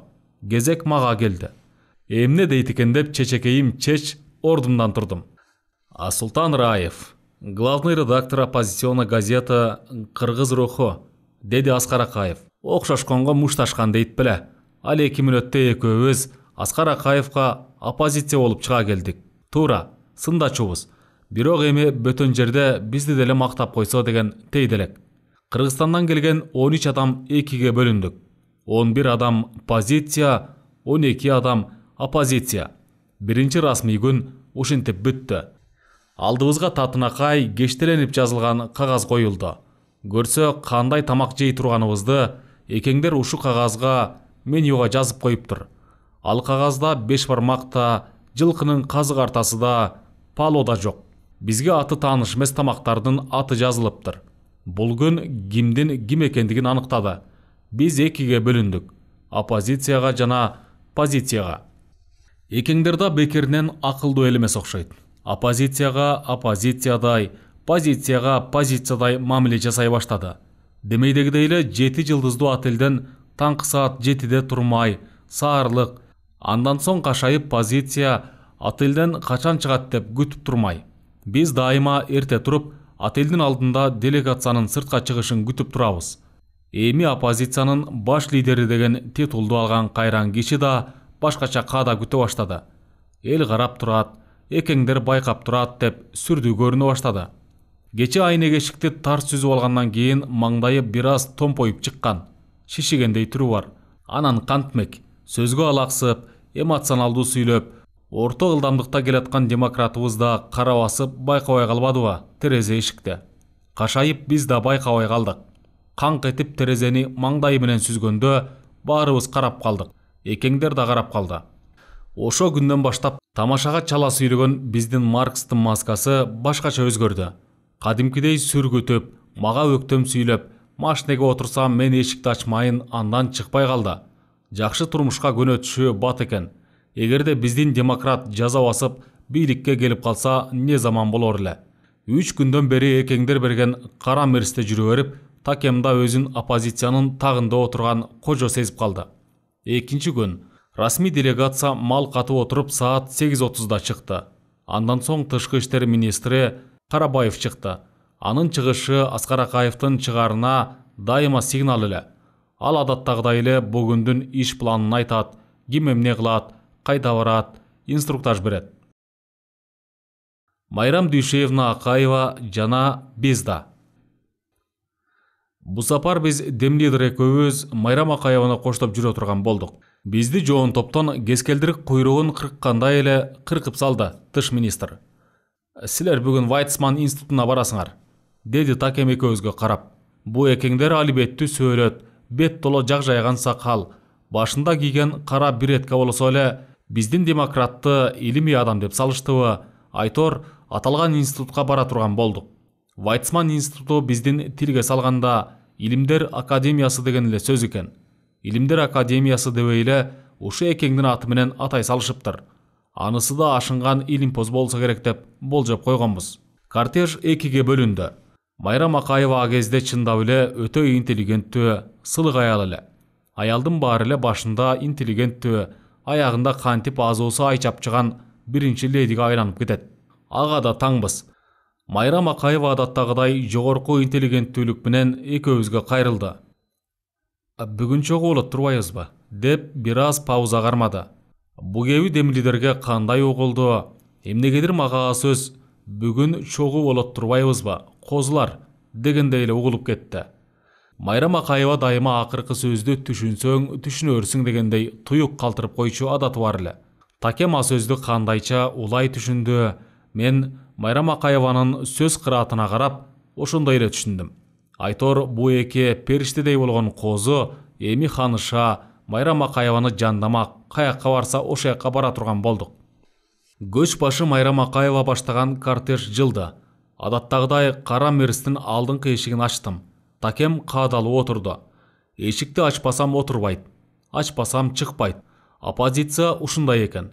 Бир укум жакшы турмуш көрүп калса эле, элди ойлобой, өзүн гана карап, жанындагыны таптакыр эле жумшап алат тура. Эмнеси болсо да кыргыз дем лидерин уят кылбайын деп, Такем эмес, оппозицияга болгон сый урматыман машиненин эшигин ачып, жаап жүрдүм. Биз ал 2 саат өтпөй институт Вайцманга, башкача айтканда Илимдер академиясына зуулдап жетип келдик. Бизди Илимдер академиясынын директору өзүнүн гүл чамбар кармаган секретарша кызы менен тосуп алды. Булардын директору да биздин такебиздей коюу сакал, таз баш, көз айнекчен адам экен. Майрам Акаеваны жылуу жумшак тосту. Майрам Акаева директорду, а биз биреги гүл көтөргөн катчы кызды карайбыз. Бу кыздын буттары кулагына чейин көрүндү бизге. Ал анын үстүнө орусча да сүйлөйт экен, тим эле куюлуштуруп. Биз сразу эле бизден баргандардан го деп болжоп ийдик. Такемин жаман адаты бар эле. Ким орусча саймыйдыра билсе эле, сиз каяктан болосуз деп суроо узатып салчу. Бу сапар антпеди. Кийинчерээк ошенткен, сураган. Агыз мен Хайфуданмын деген. Такем чала угуп калып, Харьковтан деп кайра сураган. Кыз жок деп турса да, кайра сурап тактай ийиш керек да. Ал шаар СССР деп эле деп. Кыз ага күлүп гана унчукпай койгон. Юбкадагы разрез, өлкө намысы. Гүлдөр Майрам Акаеванын кучагына толду. Бизге кол кыскандан башка таш балекет жок. Баарыбыз жылы учурашып, куйругулаш кире баштадык. Так ушул учурда кызык башталды. Көрсө биздин ханышанын баягы бапестеп кийген костюм юбкасынын этек жагындагы разрези өйдө карай бир карыштай сөгүлүп кетиптир. Жиптери чыгып, ханышаны арттан караган адамга даана көрүнүп турат. Мына сага. Муну да биздин дем лидер көрүп отурбайбы? Чыныгы оппозиция болсок, көрсө көрсүн деп тим коймок элек. Бирок бизде мекенчил сезим ойноду. Баягы намыс деген неме жөн койбойт экен. Ханышага айтып да көрөлү дедик. Юбканын арты сөгүлүп кетиптир деп. Бирок өзүн ыңгайсыз сезбесин деп тим койдук. Тим койгондо кандай? Майрам Акаеванын артын экөөбүз турган турушубуз менен жаап, экеңдер таптакыр көрө албай турган позицияны ээледик. Бурулса бурулабыз, токтосо токтойбуз, жылса жылабыз, оңгобу, солгобу, эч айырмасы жок. Майрам Акаева берегилердин сөзү менен болуп, ага таң азар да алган жок. Баягы өзүнүн назик интеллигенттүүлүгүнөн жазбай, директордун сөзүн кунт коюу угуп, баш жаңсап, кээде суроо да берип калат. Илимпоз жанда. Эми Майрам Акаеванын кыймылы менен тең айланган экөөбүздү экеңдер кимди ойлоп калды, а бизге табышмак эле. Болду болбоду бо экеңдердин директорундай жайма сакалы бар демлилер де дагы бир илимдин алчы таасын жеген илимпоз болсо керек деп болжой салышты окшойт. Анткени гид аял түшүндүрүп жатып, эки адамдын гана көзүн карап жатты. Майрам Акаева менен Такемин. Дем лидер да сыр бербей баш жаңсап, тимеле түшүнгөн адамдай сүргүтүп, заматта олуттуу болотушат. Бирок ал менчилеп, баягы позициядан алыс кете албайт. Бурулса бурулуп, жылса жылып жатты. Юбканын жыртыгын эмес, өлкөнүн намысын жаап туруу керек болуп турду. А бизде кийин байкасак, Майрам Акаеванын телохранитель катары кабыл алыптыр. Суроо бербесем, бутатал илимдерге кызыкпасам, ханыша жылса жылып, токтосо токтоп жүрүп отурсам, булардын ою кайда кетмек эле. Чындыгында эле ошол жылдары бу өлкө билим боюнча эки кылым алдыга кеткенин түшүндүк. Майрам Акаева жолугушуунун акырында бизди карап, булардан үйрөнө турганыбыз көп деп кыскача кеп айткан. Чечевичный суп, 2 кесим булочка, 2 ооз ханыша тууралуу. 2 ооз ханыша Майрам Акаева жөнүндө. Чындыгында эле бу айым жөнөкөй, сылык, өтө байкагыч аял көрүндү бизге. Анын ушунчалык байкагычтыгын караңыз. Балдар, баягы эле бу сөзү козулар дегендей бизге сылык угулат. Курсаңар тоюп жатабы? Деди. Рас, бул маселе бар эле. Күндө бир табак 5 бармакты, бир табак ашты өзү жалгыз мойсоп ичүүдөй көрүнгөн экөөбүздү аяп кетти окшойт. Кантса да аялдын жүрөгү бир башка да. Анткени экеңдердин жайган дастаркону биздикиндей көрпө жайым мол эмес экен. Чечевичный суп, 2 кесим булочка, узун туурасынан кесилген бир бадыраң менен помидор, анан жука кесилген таттуу пирожный, бир жумуртка, кагаздай болгон быштак, анан салфетка. Мунун баарын жегенден кийин ооздар чыганга. Ушу болгон тамагы. Албетте, өз мекениңде тое тамак ичип жүргөн бизге бу тамактар көзгө сүрткөндөй эле болду. Ошону байкаган экен Майрам Акаева. Ханыша сурап жатса, биз эмне демек элек? Бу жагынан эч кандай проблема жок. Курсак тойбосо да көз тоюп жатат деген ишаратты билгиздик. Көз деле ашказандан бетер жалмаңдап турганы менен ишибиз жок. Экеңдердин ушунчалык экономно жашаганы мейман сыйлаганда да билинет экен. Илимдер Академиясынын буфетинде бизге кайра дастаркон жайылды. Баягы эле стандарттуу тамактар. Кыргызга көзгө сүрткөнгө да арзубайт мунусу. Айтор, конок койдон жоош деп ата-бабабыз бекеринен айтпаган чыгар. Атаңа рахмат деп унчукпадык. Ошол ата-баба принцибин кармадык. Ал эле, бул эле, өрүк бышкан кез эле деп тамак тандаганга биздин укугубуз да жок эле. Биринчисинен, экинчисинен экеңдердин 2 ооз сөзүн билбейбиз. Бирдеме дегидей. Айтор, бут түштөнү менен программа бүттү десек, кайра бир иш-чара чыкты. Сүрөт музейине экскурсия. Бу Майрам Акаеванын стихиясы экен. Сүрөт өнөрү менен классикалык музыка анын чоң сүйүүсү экенин билчүбүз. Питерден алган билим да, маданият да аны менен кошо жүрдү. Сүрөт музей бизди чындап таң калтырды. Дүйнөнүн кыл калем залкарларынын сүрөттөрү, классикалык картиналар, атактуу сүрөтчүлөрдүн эмгектери бүт ушул музейге жыйналган экен. Классикадан тартып модерн артка чейин. Бул музей Майрам Акаевага катуу таасир калтырды.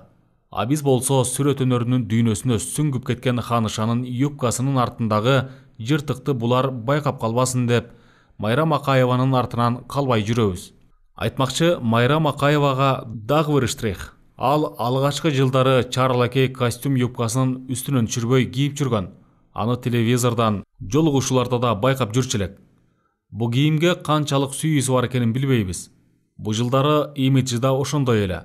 Ошо кийимдин юбкасы мына мынтип ушул экеңдердин мекенинде жүргөндө бир карыш өйдө сөгүрүп отурбайбы? Ал таптакыр байкаган жок. Анын ой кыялы, көргөн, таанышкан, таң калган дүйнөсүндө жүрдү. А биз юбканын жыртыгын эч ким көрбөсүн деген ой кыял менен жүрдүк. Бу жыртыкта машинеге отурганда сөгүлүп кеткен болуу керек. Ошентип бүгүн да аягына чыкты.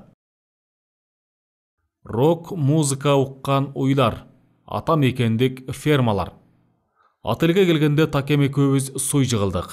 Бирөөнүн баскан турганы менен тең айлануу адамга ушунчалык оор жүк экенин ошондо сездик.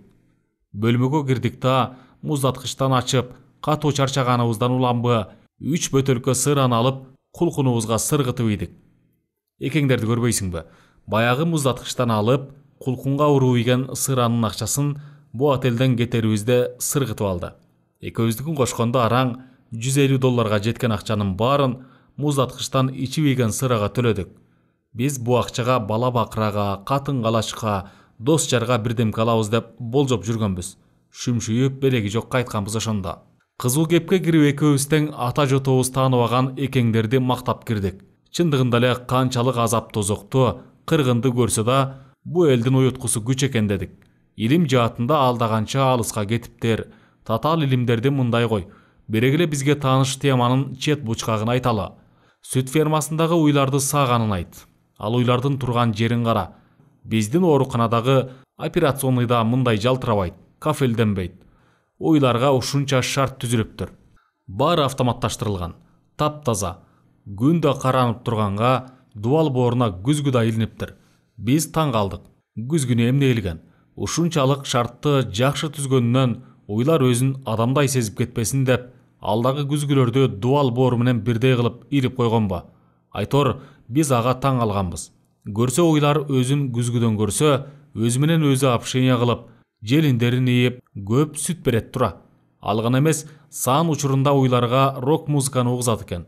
Көрсө бул музыканы уккан уйда желинин арбын ийип, көп сүт берет эмеш. Биз ошондо көгөл ачыла, өз богу менен бок болгон атам экендик уйларды эстедик. Кайран уйлар. Анысына, шартына карабай, бизге али да сүт берип жатканына ыраазыбыз дегендей таасирде турдук. Көрсө экеңдердин уюнун жарты желининен чыккан сүттү биздин атам экендик 3 кашеки уй араң берет турбайбы? Эсептеп да көрдүк. Эшегине жараша тушагы дегендей, биздин уйларда сүт бергенине жараша ошого тете жерде камалат экенбейм. Еврейлер бардык ишти илимдин жетишкендиги менен жүргүзөт окшобойбу?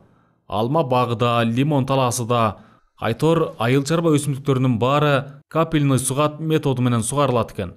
Бизге окшоп бир чоң арык сууну шарылдатып коюп жибербей, ар бир өсүмдүккө анардын ширесин сыгып бергендей тамчылатып сугарат.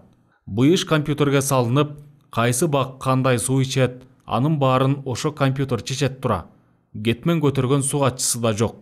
Мына сага үйрөнбөй турган иш бекен. Мунун баарын жанары эке Вайцман институтунда болгонубузда бизге көрсөтүп жатпайбы? Бизди малга жакын, жерге жакын деп, ошого жетишкендиктерин көрсөттү сыягы. Пайдасы тийсин дегендей.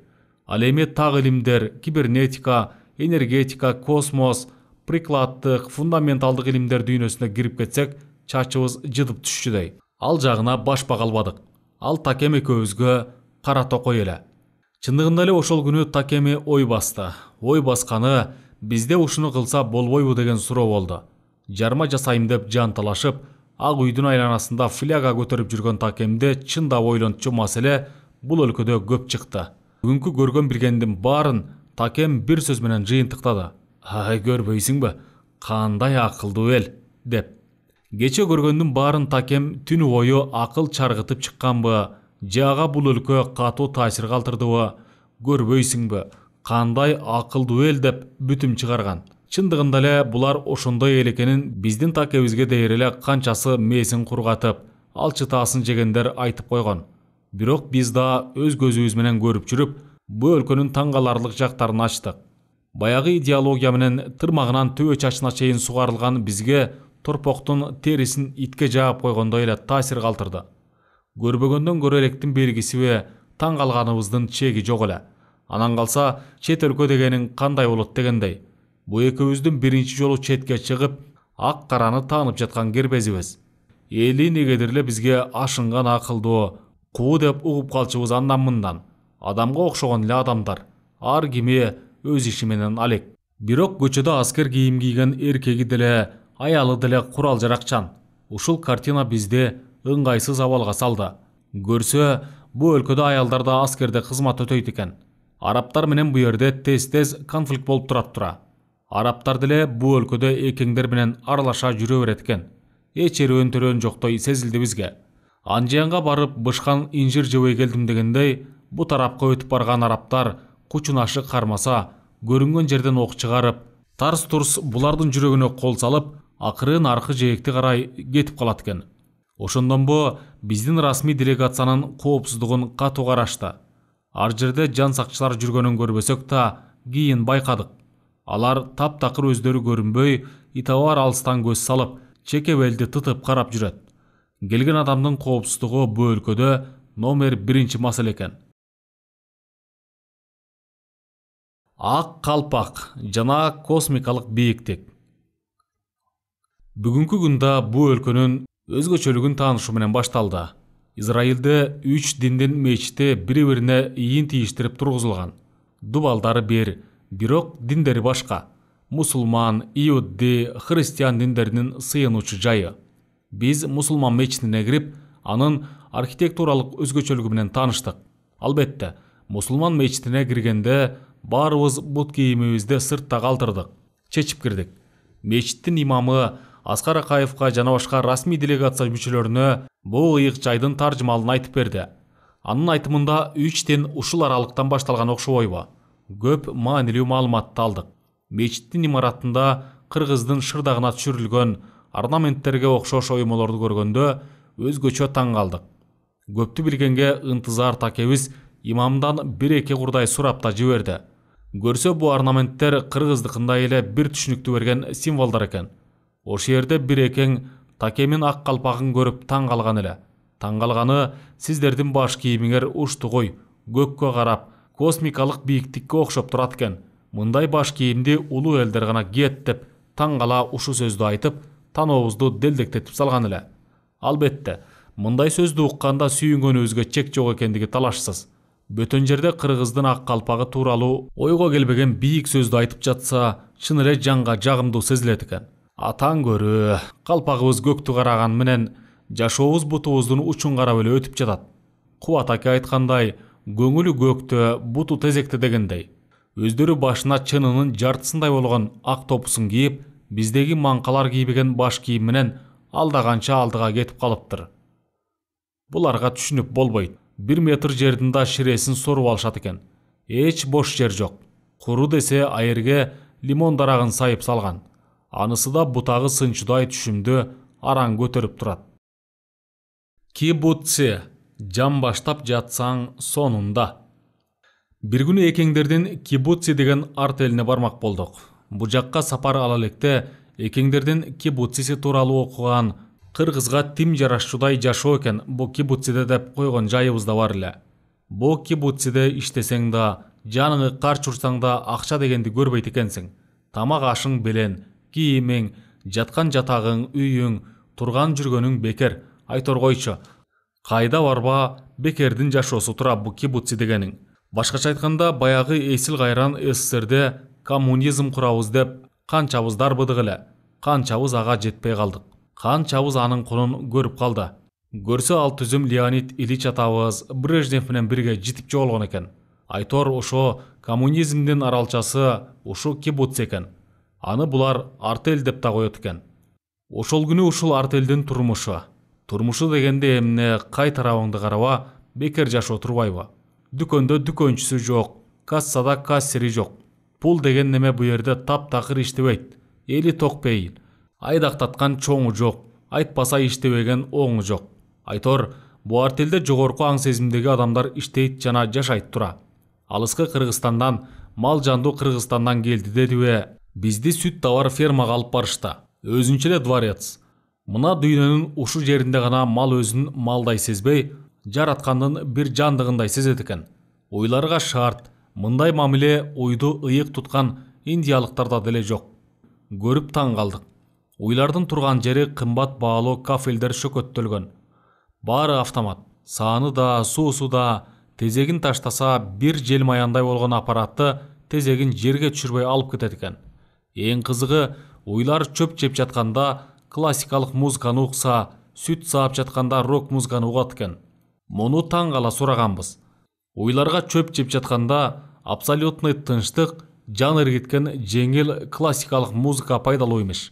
Ал эми саан учурунда рок музыкасы. Боор музыка үйдүн сүт ийгенине жакшы эмес. Уйлар сүттү арбын берет дейт. Муну укканда биз да баарынан мурда Аскар Акаев да таң калды. Уйлардын шартын көргөндө 106 серия үйдө жашап жаткан мекендештерибиз ыйлап жиберчүдөй. Ар бир уйдун оң жан башында чоң көзгө, ал эмнеге керек экендигин өткөн жолу жаздык. Кайталабай эле коелу.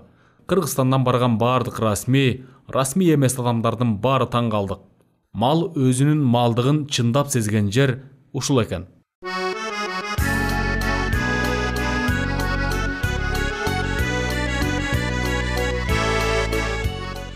Экеңдердин тилине которулбаган сөз. Кыргызстанда ушундай деңгээл жаратыш керек экен деп Аскар Акаев баарыбызга суктануу менен кайрылды.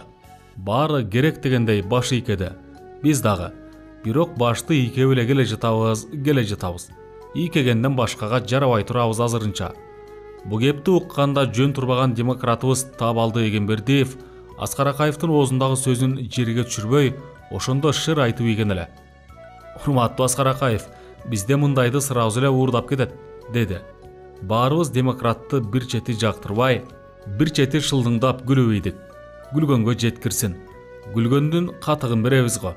Жаныбызда турган Тилмеч демократка кайрылды. А что вы сказали? Деди. Анткени бу сөздү жайдары кыргыз тилинде айткан эле. Тилмеч бизди коштоп жүргөндөргө которо салайын деп такемен сураган. Саясий жактан тың демократыбыз бу суроонун төркүнүн түшүндү окшойт. Эти слова не имеет русского аналога деп койбоспу. Таптакыр которгонго жатпайт дегендей ишарат билдирди. Такем ошондо чындыктын жети атасын тааныт айтканбы, ушу кезге чейин уурдап эле келатабыз. Ал кашкайган чындык. Демократтын көз ачыктыгын карабайсыңбы?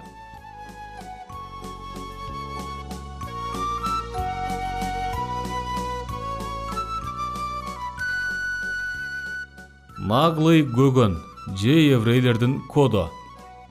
Айтор таасирге өтө эле жакын кыргыз делегациясы Ажооздан Кожоозга чейин таң калып чыктык.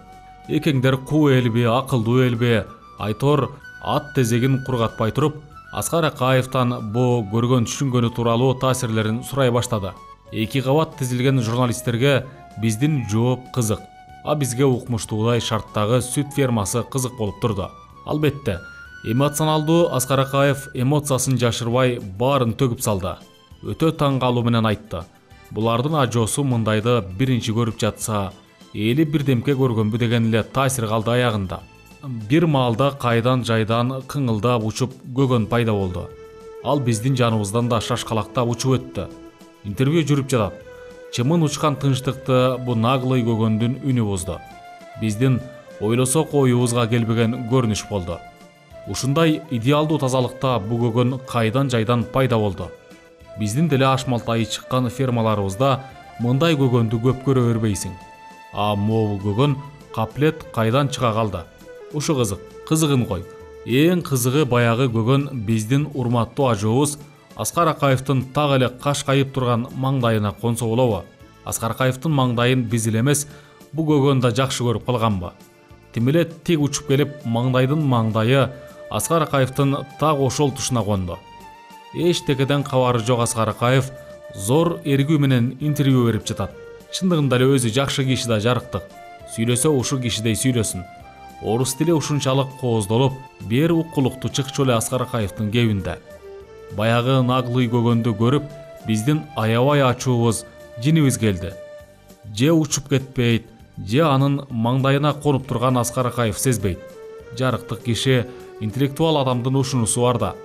Маңдайына конгон көгөндү пыш деп койбойт. Сүйлөп жатты. Трансқа кирип кеткен экстрасенстердей. Расмий делегациянын башка өкүлдөрү кантте, такем экөөбүз ажообуздун маңдайына конгон көгөндү кантип айдайбыз деп бушайманбыз. Кантсе да биздин ажода. Биз деле мекенчилбиз. Бир маалда баягы көгөн Аскар Акаевдин маңдайын чарс этип чагып алса болобу?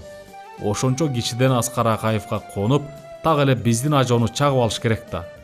Бу жерде коопсуздук камсыздаган жан сакчылардын көзүнчө бу көгөндүн чагып алганы бир осол иш болду. Аскар Акаев маңдайына конгон көгөндү оң колу менен чагылгандай тездикте, эч бир камера фиксировать эте албаган ылдамдыкта чапты эле Аскар Акаевдин маңдайынан тата калган көгөн тып эле маңдайына жабыша түштү. Аскар Акаев колуна алып таң кала караса, баягы көгөн тыз эткен жерди чагып алган экен. Кийин 5-6 мүнөт өтпөй ажонун маңдайы шишип чыкты. Ал көргөн адамга байкалып турду. Биз таң калдык, бу эмнеси деп. Экеңдердин көгөнү биздин ажообузду маңдайдан чагыш керек.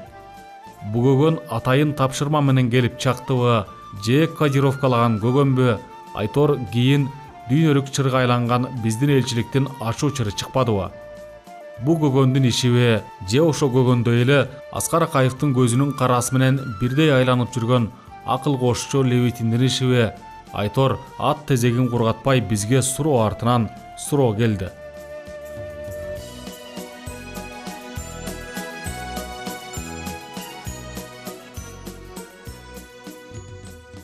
Таап алдынын тапканы, саясаттан кайтканы.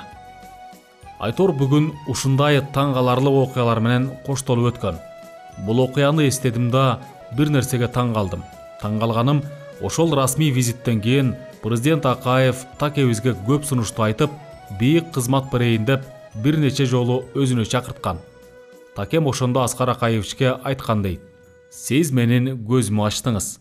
Эгерде Израилге сиз менен барбаганда, сунушуңузга макул болуп, бир портфелди кучактайт элем. Саясатка аралашат элем. Бирок менин көзүмө жеке сиз ачкан жоксуз. Менин көзүмө тек гана эмгек менен элди гүлдөтүп, элге пайдаң тыйып, мекен керегине жарай турган күч та, эрк та адамдын колунда экендигин түшүнгөн, акылы жана баамы жеткен менин намысым, адамдык намысым ачты. Мен колумдан келген иш менен гана саясат жасайм.